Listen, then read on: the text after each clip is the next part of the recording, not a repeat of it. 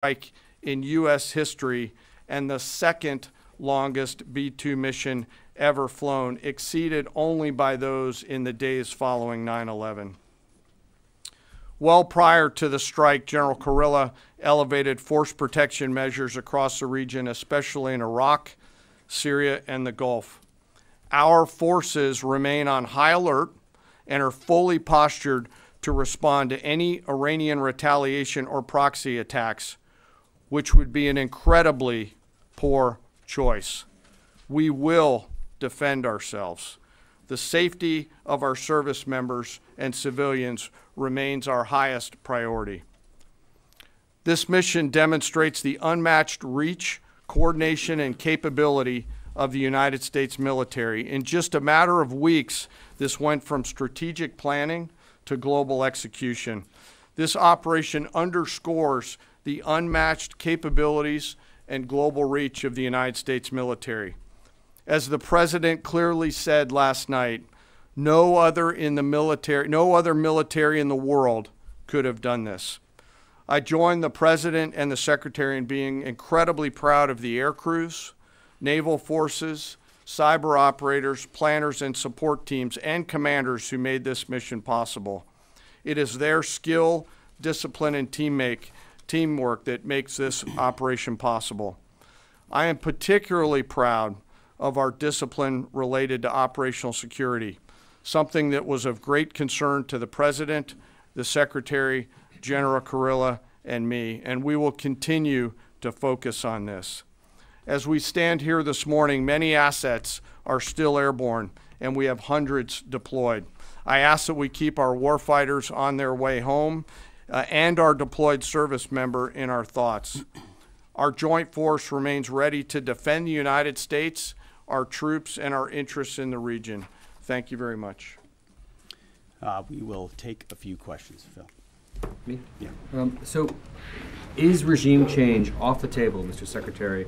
And to the chairman, you said the battle damage assessment is still ongoing, but do you believe that some nuclear capability in Iran remains? This mission was not and has not been about regime change. The President authorized a precision operation to neutralize the threats to our national interests posed by the Iranian nuclear program and the collective self-defense of our troops and our ally Israel. Thanks for your question. I think BDA is still pending, and it would be way too early for me to comment on what may or may not still be there. But thanks for the question. Green. No, behind you. Excuse me, Mr. Secretary, can you tell me, was there a particular moment when the President decided to pull the trigger on this operation where he said, now, rather than being, something in the holster, now we're going to pull the trigger on it? I would just say, having the opportunity to witness his leadership, he was fully committed to the peace process, wanted a negotiated outcome, gave Iran every single opportunity, and unfortunately was met by stonewalling, which is why he gave them plenty of time to continue to come to the table and give up enrichment, give up the nuclear program. But there was I won't say the particular moment, there was certainly a moment in time where he realized that it had to be a certain action taken in order to minimize the threat to us and our troops. Yeah. General, you say that General Kurilla increased force protection in Iraq, Syria, and Gulf, in those areas. Were they given any advance warning the attacks were coming?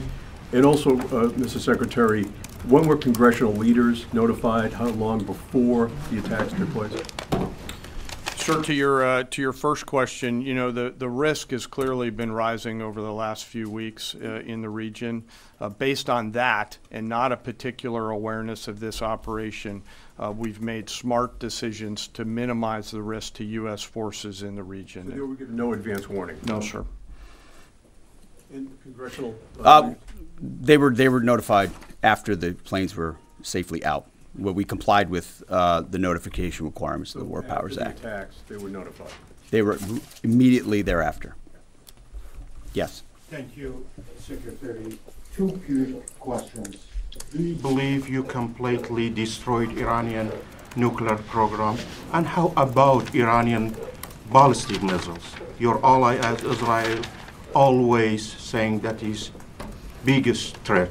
And second question is very important. What will be your next step if Iran or militias under Iranian influence on the region attack U.S. interests or allies in the region? And you can chime in on this too, Mr. Chairman. The battle damage assessment is ongoing, but our initial assessment, as the chairman said, is that all of our precision munitions struck where we wanted them to strike and had the desired effect, which means especially in Fordo, which was the primary target here, we believe we achieved destruction of capabilities there. Ultimately, wherever it may be, whether it's in Iraq or Syria or bases in the Gulf, as the president said, it would be, as the chairman said, it would be a very bad idea for Iran or its proxies to attempt to attack American forces. Yes. Thank you, Mr. Secretary. Regarding retaliations, Iran and North Korea are cooperating on nuclear and missile development. Do you think there is a possibility that Iran, North Korea, and the other forces, such as China, will join forces to retaliate against the United States? Well, unfortunately, because of the policies under the previous administration, we drove those countries together, and ultimately that creates a challenging environment. For this particular operation, the focus is on Iran and Iranian nuclear capabilities. That's our focus here, is to not just say that they can't have, but President Trump has said from over 20 years, frankly, Iran cannot have a nuclear weapon. And ultimately, he decided this is the moment, given their stonewalling, when direct military action had to be taken to prevent that from happening. Yes? Thank you very much. General Kane, I respect OPSEC. Can you say at all what security procedures are being taken to protect U.S. troops in Iraq and elsewhere in the Middle East? And Secretary Hegseth, as a global war on terrorism veteran, what do you say to veterans who may be concerned the U.S. is getting into another open-ended war in the Middle East over weapons of mass destruction? Thanks, sir, for the question. I won't comment on what force protection measures are being taken in the region. What I will say is we're being proactive and not reactive, and being very thoughtful about ensuring that we do all that we can to protect our forces out there. And I would just say, as the president has directed and made clear, this is most certainly not open-ended. It doesn't mean it limits our ability to respond. We will respond if necessary. The most powerful military in the world is postured and prepared to defend our people. But what the president gave us, as I said, was a focused, powerful, and clear mission on the destruction of Iranian nuclear capabilities. Those were the targets. That's what was struck. That's what was overwhelming. That's what was overwhelming. That's what the Iranian regime needs to understand, as the president put out last night. He wants peace. There needs to be a negotiated settlement here. We ultimately demonstrated that Iran cannot have a nuclear capability. That is a very clear mission set on this operation. Yes, hold on. Yes, right there. Thank you, Mr. Secretary. Question for the Secretary and the Chairman. How was this strike coordinated with the Israelis on a strategic level, militarily, and on a tactical level? Was there any direct Israeli military participation in this operation? Well, I would say certainly Israel had an incredible military success, especially at the beginning and ongoing, in degrading Iranian capabilities, in degrading Iranian launchers, MRBMs. It's been incredible to watch what our ally Israel has been able to do. And there certainly have been conversations. I mean, General Kurilla at CENTCOM has worked closely in the defense of Israel for many years. And part of this operation was the defense of Israel and the ongoing defense of Israel. But as it pertains to this strike, this was U.S. operated and U.S. led. We took advantage of some of the preparatory work that's been done over the past week and a half in terms of axis of approach. I won't get into the particulars, but as the Secretary said, it was a U.S. strike. We made sure we were not in the same piece of airspace and sky.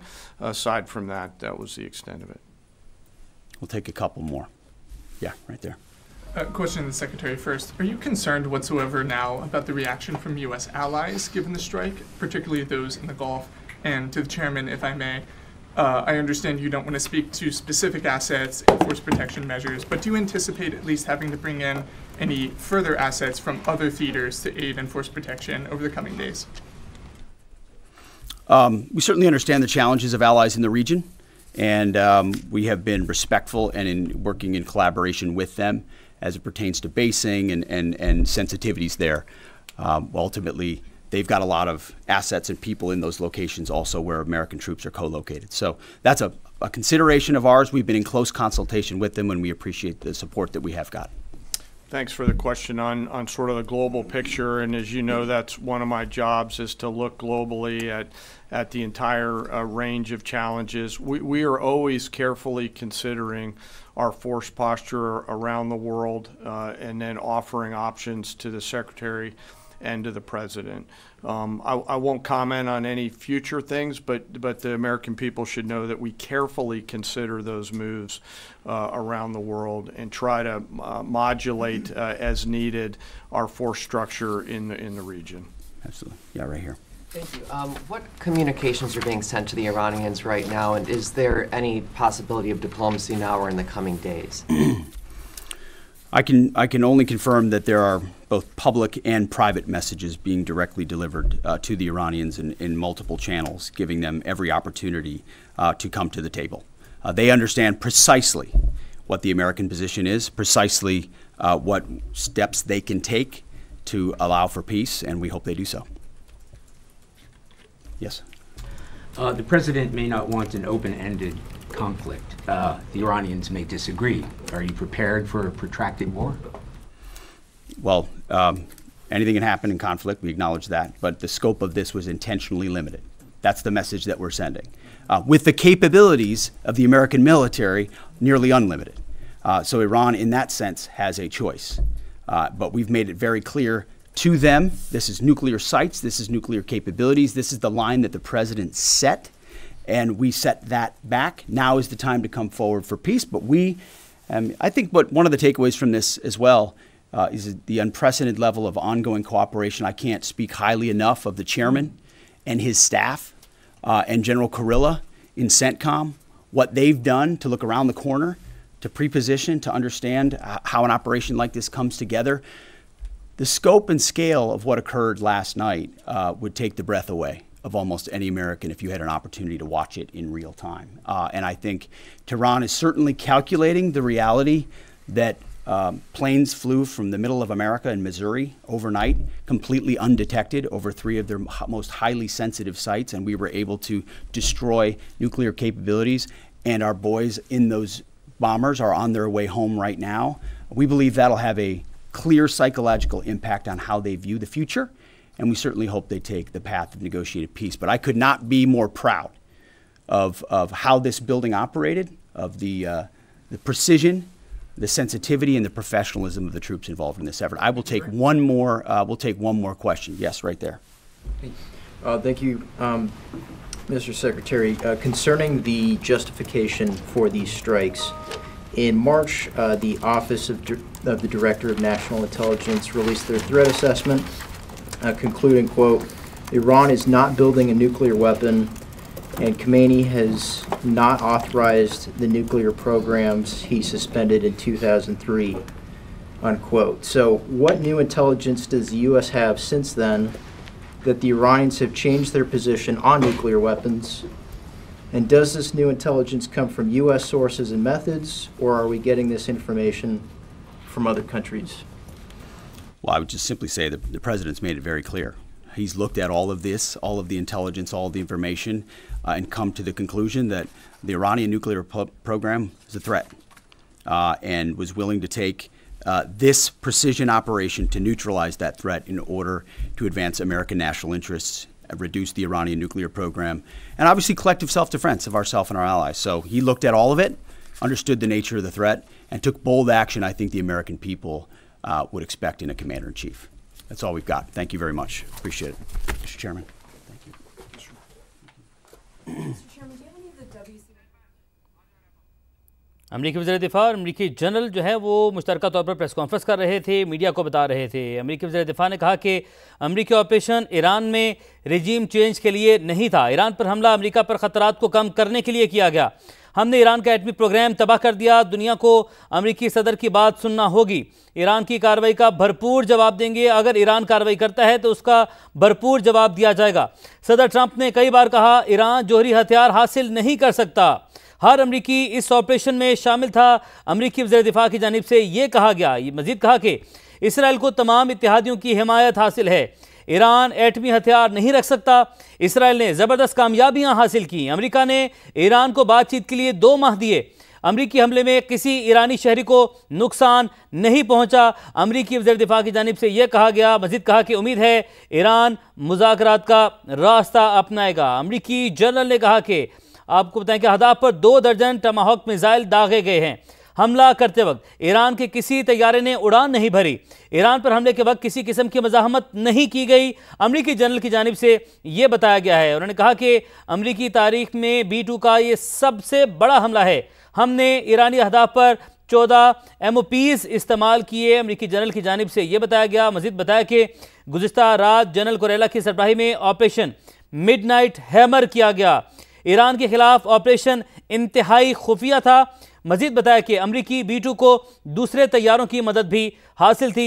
अहदाफ पर 2 दर्जन टमाहॉक missile भी दागे गए। हमला करते वक्त Iran के किसी तैयारे ने उड़ान नहीं भरी।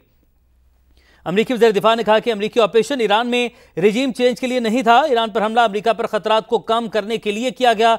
हमने ईरान का एटमी प्रोग्राम तबाह कर दिया। अमरीकी वज़ीर दिफ़ा की जानिब से ये बताया गया। और उन्होंने कहा कि दुनिया को अमरीकी सदर की बात मानना पड़ेगी, बात सुनना पड़ेगी। ईरान अगर कार्रवाई करता है, अगर अमरीकी तंसीबात को निशाना बनाता है, अमरीकी अड्डों को निशाना बनाता है, तो इसका भरपूर जवाब दिया जाएगा, मजीद ताकत से जवाब दिया जाएगा। सदर ट्रंप ने कई बार कहा कि ईरान जौहरी हथियार हासिल नहीं कर सकता। हर अमरीकी इस ऑपरेशन में शामिल था, यह कहा गया अमरीकी वज़ीर दिफ़ा की जानिब से। और यह भी कहा कि इसराइल को तमाम इत्तेहादियों की हिमायत हासिल है। ईरान एटमी हथियार नहीं रख सकता। इसराइल ने ज़बरदस्त कामयाबियां हासिल की। अमरीका ने ईरान को बातचीत के लिए 2 माह दिए थे। अमरीकी हमले में किसी ईरानी शहरी को नुकसान नहीं पहुंचाया गया। अमरीकी वज़ीर दिफ़ा की जानिब से यह भी कहा गया। was especially involved for Jammu and Kashmir. Colleague foreign ministers, senior officials from brotherly countries, ladies and gentlemen, Assalamu alaikum and very good morning. At the outset, let me express my profound gratitude for your participation in today's meeting. Your gracious presence manifests the importance that you dash just struggle of the Kashmiri people for realization of their inalienable right to self-determination. I am highly grateful to the member states for their continued interest in this forum. We deeply value their support. I also wish to thank the Honorable Secretary General, the Special Envoy for Jammu and Kashmir, Mr. Yusuf Al-Dubai, and their team at the OIC General Secretariat for their valuable contribution towards organizing this meeting. I remember it was again at the OIC Summit at Banjul that at our request after many years, this OIC contact group on Kashmir met in Gambia. Today's meeting provides an important opportunity for reviewing the prevailing situation in Indian illegally occupied Jammu and Kashmir. I am confident that our deliberations will help us explore new ways and means to support the Kashmiri people. Chair, today's meeting is taking place at an important juncture as our brothers and sisters in Palestine and Iran are facing Israel's relentless onslaught. Only last month, Pakistan and Azad Jammu and Kashmir were also attacked by India. The attacks by Israel and India set a dangerous precedent for unilateral aggression. In the future, the armaments being extended by these aggressors could be exploited to launch attacks on other countries as well. In these challenging times, Islamic unity and joint Islamic action are required more than ever before, and the Ummah needs to be united and steadfast. Mr. Chairman, the current Indian designs in Jammu and Kashmir are in fact a replication of the Israeli designs in Palestine. The script being enacted by Israel and India in Palestine and Kashmir respectively is essentially the same with particular reference to human rights violations and blatantly illegal attempts to changing the demographics in both areas. The situations are worsening and call for the urgent attention of the international community by a peaceful resolution in accordance with the relevant UN resolutions and aspirations of the local Kashmiri people. This attention, however, must not be aimed at legitimizing the status quo. Illegal and lopsided solutions cannot be unilaterally imposed. Only those solutions could bring the lasting peace which are in conformity with the international law and UN Charter. The true peace is characterized by a prevalence of justice, not absence of violence. India attacked Pakistan and Azad Jammu and Kashmir without any verifiable evidence or a credible investigation into the Pentagon attack of 22nd of April 2025. It chose the path of belligerence and aggression despite an offer by the Prime Minister of Pakistan, Mohammad Shahbaz Sharif, for a transparent and independent probe into this tragic incident of Pentagon. Most deplorably, India did not pay any heed to the calls for restraint made by the international community, including the United Nations and the Organization of Islamic Cooperation. During the intervening night of 6th and 7th May, India deliberately targeted the civilian areas on the false pretext of presence of terrorist infrastructure, resulting in the martyrdom of innocent men, women and children in large numbers. India's unprovoked firing and shelling at the line of control also resulted in the loss of precious lives, houses, infrastructure and other assets. In view of India's unabated aggression, Pakistan was constrained to respond in line with Article 51 of the UN Charter to defend its sovereignty and territorial integrity. A response in the early hours of 10th of May 2025 was mature, calibrated, restrained and targeted only against military installations as opposed to Indians cowardly attacks on the civilian populations in Pakistan. The purpose of our action was to demonstrate our right, will and capability to defend our territory, people and our motherland. We also meaningfully, responded to the air and the sky fight on the night between 6th and 7th of May by downing 6 jet fighters of India, including 4 Rafales, 1 Su-30 and 1 MiG. Mr. Chairman, these disturbing developments have once again shown that a peaceful settlement of the Jammu and Kashmir dispute is imperative for a lasting peace in South Asia.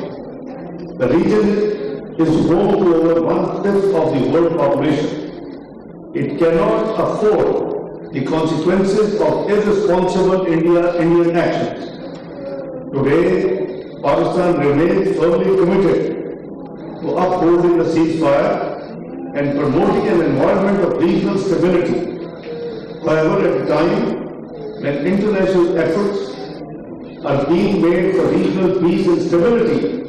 The statements emerging from India and particularly the political leadership reflect an aggressive and belligerent approach. India is fabricating misleading narratives to justify their aggression. These rhetorics and based on lie statements must stop. Mr. Chairman, the Indian authorities have spotted the Pentagon attack to launch a massive crackdown in occupied Jammu and Kashmir. There are reports that over 2,800 Kashmiri leaders and people were arrested or questioned in the immediate aftermath of the attack. The Draconian Public Safety Act was slapped on at least 75 of them. The police carried out extensive searches at multiple residences of the local Kashmiris. Around 3 dozen houses were razed to ground through the use of explosives. Following a directive from the central government, the authorities in Indian illegally occupied Jammu and Kashmir started reporting Pakistani nationals within their respective jurisdictions. It is reported that around 100 Pakistani nationals, mostly women, are identified for deportation.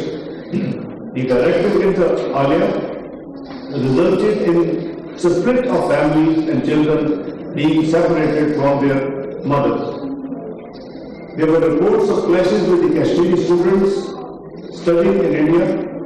In the first 6 days after the Pentagon attack, at least 17 incidents of intimidation or violence against Kashmiri students were reported in different Indian states. Mr. Chairman, the extremist elements in India spread anti-Kashmiri narratives in India with Islamophobic undertones. We are grateful to the OIC Independent Permanent Human Rights Commission for issuing a strong statement expressing deep concern over the alarming rise in Islamophobia, hate-motivated violence, and targeted reprisal attacks in India and Indian illegally occupied Jammu and Kashmir in the aftermath of the Pentagon attack. Ladies and gentlemen, in the last 78 years, India has tried different methods to consolidate its occupation of the large parts of Jammu and Kashmir. However, an intensified campaign to Indianize Kashmir and transform its people into a disempowered community has been in full swing since 5th of August 2019. Mr. Chairman, in the last 6 years, the Indian authorities have taken a series of legislative, judicial and administrative steps aimed at altering the demographic structure and political landscape of occupied Jammu and Kashmir. To crush that sense, the Indian authorities have created an environment of fear and intimidation in Jammu and Kashmir. Draconian laws such as Public Safety Act, Armed Forces Special Powers Act, and Unlawful Activities Act offer impunity to the Indian forces to arrest or kill any person and destroy any property. Since 5th of August 2019, 990 Kashmiris have been killed, another 2,465 were injured and tortured. The number of critical prisoners remains in thousands. Properties of Kashmiri activists are being confiscated as punishment. The Indian authorities have outlawed 16 political parties under a counter-terrorism law, the Unlawful Activity Prevention Act of India. The office of all parties who is conference in Srinagar has also been seized. Mr. Chairman, Eid prayers at Srinagar's historic Jamia Masjid have not been allowed for the last several consecutive years. We sitting here at Rumma should take notice of this for the last 7 years. You know, the Eid prayers could not be offered to Muslims at the historic Jamia Masjid in Srinagar. What a shame. Friday prayers at the mosque are also prohibited at times. The chief cleric at the mosque and a renowned Kashmiri leader, Mirwaz Farouk, is intermittently placed under house arrest, denying him the opportunity to address important religious gatherings. There are government media which has been made to follow the official line through various coercive measures. Ladies and gentlemen, the international human rights organizations and the civil society have extensively documented human rights violations in the Indian illegally occupied Jammu and Kashmir. Amongst others, these human rights abuses have been documented by the UN Office of the High Commissioner for Human Rights and the Independent Permanent Human Rights Commission of the Organization of Islamic Cooperation in separate reports. A number of UN special procedures have also expressed concerns about different facets of this dismal situation. Ladies and gentlemen, last year, the Human Rights Committee in Geneva made several important observations about the situation in occupied Jammu and Kashmir during the review of India's 4th periodic report on implementation of the provisions of the International Covenant on Civil and Political Rights. The committee recommended that India should review its counterterrorism laws for being non-compliant with the ICCPR. The Human Rights Committee also urged India to ensure that the counterterrorism legislation is not applied to crack down on human rights defenders, journalists, peaceful protesters, and political opponents. Mr. Chairman,